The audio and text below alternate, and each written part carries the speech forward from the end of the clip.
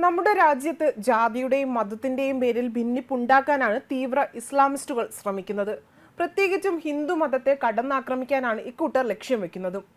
ഇപ്പോൾ രാജ്യത്തെമ്പാടുമുള്ള ജനങ്ങൾ നവരാത്രി ഉത്സവത്തിന്റെ ആഘോഷത്തിമിർപ്പിലാണ്. എന്നാൽ ഈ ആഘോഷങ്ങൾക്ക് കളങ്കം വയ്ക്കുവാനാണ് ഇവർ ശ്രമിക്കുന്നത്. പക്ഷേ ഇത്തവണ മധ്യപ്രദേശിലെ രത്ലാമിൽ പ്രശ്നങ്ങൾ ഉണ്ടാക്കിയാൽ അകത്താകുമെന്ന മുന്നറിയിപ്പാണ് നൽകുന്നത്. അതേപോലെ മുസ്ലിം വിശ്വാസികൾ ആരും നവരാത്രി പൂജ പന്തലിൽ പോകരുത് എന്ന് ഉത്തരവിറക്കിയിരിക്കുകയാണ് ഗാസി അഹമ്മദ് അലി. ഇപ്പോൾ മുസ്ലിം സമുദായത്തിലെ ആളുകളോട് വീട്ടിൽ തന്നെ തുടരാനും നവരാത്രി ദിനാഘോഷത്തിൽ പുറത്തിറങ്ങരുതെന്നും അതേപോലെ തന്നെ ഇത്തരം പരിപാടികൾ കാണുന്നത് ഇസ്ലാമുകൾക്ക് എതിരാണ് എന്നും അദ്ദേഹം പറയുന്നു. മധ്യപ്രദേശിലെ രത്നാമിൽ മാത്രം ജില്ലയിലെ 735 സ്ഥലങ്ങളിൽ ഗർഭ സംഘടിപ്പിക്കുന്നുണ്ട്. മധ്യപ്രദേശിലെ അതീവ സെൻസിറ്റീവ് ഏരിയയാണ് രത്ലാം. അതുകൊണ്ട് തന്നെ നവരാത്രിയുമായി ബന്ധപ്പെട്ട് രത്ലാം പോലീസ് അതീവ ജാഗ്രതയാണ് പുലർത്തുന്നത്. ഇപ്പോഴുള്ളത് കാരണം ഏതു നിമിഷവും അവിടെ പ്രശ്നങ്ങൾ ഉടലെടുക്കും. ഓരോ പന്തലുകളുടെയും സംരക്ഷണത്തിനായി 60-ലധികം CCTV ക്യാമറകളും 40-ലധികം സുരക്ഷാ ഉദ്യോഗസ്ഥരെയും വിന്യസിപ്പിച്ചിട്ടുണ്ട്. അനധികൃത പ്രവേശനം തടയാൻ വേണ്ടി 3 പ്രത്യേക ഗേറ്റുകളും നിർമ്മിച്ചിട്ടുണ്ട്. ജില്ലയിൽ 62 സ്ഥലങ്ങളും നഗരത്തിൽ 28 സ്ഥലങ്ങളും സെൻസിറ്റീവ് ആണ്. ഇതിനായി പ്രത്യേക സംവിധാനം ഏർപ്പെടുത്തിയിട്ടുണ്ട്. അതേസമയം നഗര ഗാസി അഹമ്മദ് അലി മുസ്ലിം സമുദായത്തിലെ ആളുകളോട് വീട്ടിൽ തന്നെ തുടരാനും നവരാത്രി പൂജാ പന്തലുകളിൽ പോകരുത് എന്നും ഉത്തരവിറക്കിയിരിക്കുകയാണ്. ഇത്തരം മേഖലകളും പരിപാടികളും കാണുന്നത് ഇസ്ലാമിന് എതിരാണ് എന്നും ഉത്തരവിൽ പറയുന്നു. നവരാത്രി ദിനത്തിൽ മുസ്ലിം യുവാക്കളും അമ്മമാരും സഹോദരിമാരും പെൺമക്കളും മേളയിൽ പോകുകയോ ഗർഭ കാണുകയോ ചെയ്യരുത്. സാഹചര്യം മനസ്സിൽ വെച്ചുകൊണ്ട് നിങ്ങളുടെ വീട്ടിൽ തന്നെ തുടരുക. അങ്ങാടികളിലും മേളകളിലും അലഞ്ഞു തിരിയുന്നത് ഇസ്ലാം മതത്തിൽ അനുവദനീയമല്ല. അതിനാൽ തന്നെ മതപരമല്ലാത്ത ഇത്തരം കാര്യങ്ങൾ കർശനമായി ഒഴിവാക്കണം. കാരണം പർദ്ദ ധരിക്കുന്നത് ഇസ്ലാമിൽ നിർബന്ധമാണ്.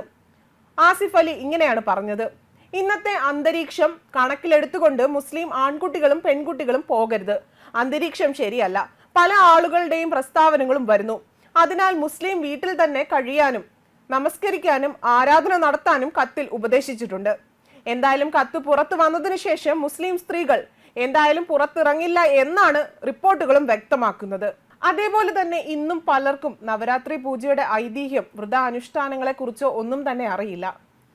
കലകളുടെയും വിദ്യാരംഭത്തിന്റെയും ഉത്സവമാണ് നവരാത്രി അഥവാ മഹാനവമി.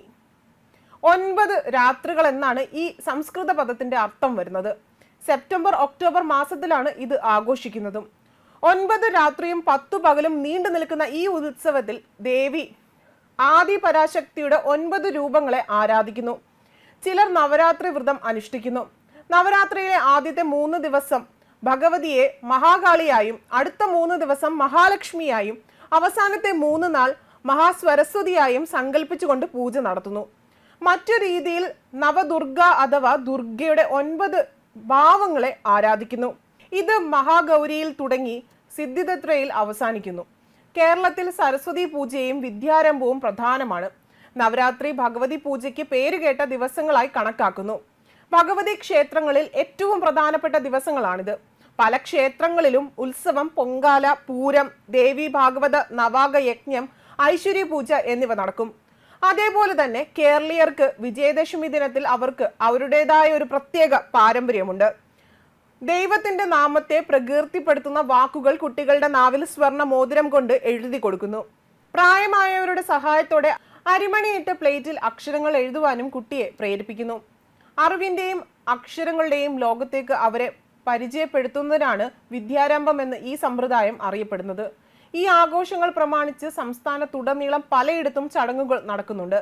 കോട്ടയത്തെ പനച്ചിക്കാട് സരസ്വതി ക്ഷേത്രം, മലപ്പുറത്തെ തുഞ്ചൻ പറമ്പ്, തിരുവനന്തപുരത്തെ ആറ്റുകാൽ ഭഗവതി ക്ഷേത്രം, തൃശൂരിലെ ഗുരുവായൂർ ശ്രീകൃഷ്ണ ക്ഷേത്രം, എറണാകുളത്തെ ചോറ്റാനിക്കര ദേവീക്ഷേത്രം എന്നിവയും അതിനുള്ള പ്രധാന ലക്ഷ്യസ്ഥാനങ്ങളിൽ ചിലതാണ്. ന്യൂസ് ഡെസ്ക് കർമ്മ ന്യൂസ്.